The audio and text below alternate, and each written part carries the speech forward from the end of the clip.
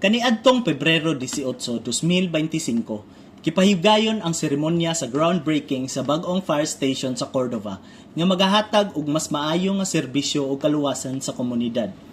Ang seremonya gipasidunggan sa presensya ni Regional Director Fire Chief Superintendent Roy Roderick P. Agoto nga kauban ng mga opisyal sa BFP Region 7, lakip na si Fire Senior Superintendent Aldwin M. Salazar, Assistant Regional Director for Administration, Fire Superintendent Manasseh G. Bautista, Cebu Provincial Fire Marshal, ug Fire Superintendent Tito P. Purgatorio, Lapu-Lapu City District Fire Marshal.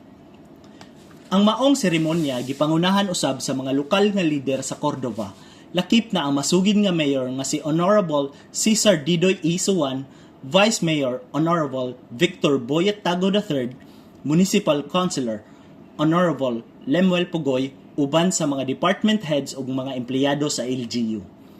Ang proposed nga fire station usa ka two-story building nga adunay covered roof deck nga magahatag og lugar alang sa mga dedikadong bumbero sa Cordova.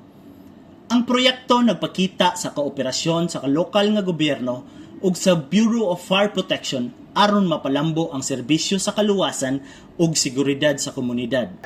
This is the service that we are giving. No? So, walang kapalit, kundi serbisyo lang. This is what we really, for this administration, this is what we really mean. Na walay bisan kinsa nga gipili as long as nga makahatag ta og serbisyo nga sakto o kinasing-kasing ngadto sa ato ang katawhan.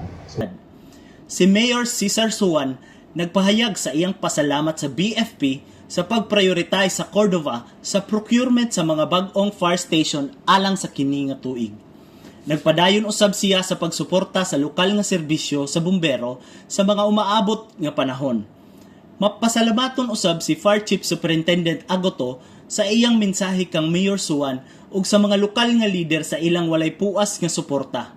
So again, thank you, Mayor, for giving us this opportunity and the chance to come up with a modern and digital fire station ng Bureau of Fire Protection.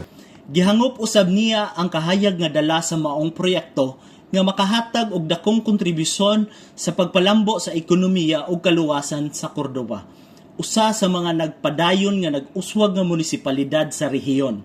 Kini nga proyekto usa ka importante nga lakang sa pagpalig-on sa serbisyo sa BFP ug sa pagsiguro sa kaluwasan sa komunidad. Alang sa BFP TV, manasigon alang sa kaluwasan sa publiko, kini si Fire Officer 1 Karim Humaoas.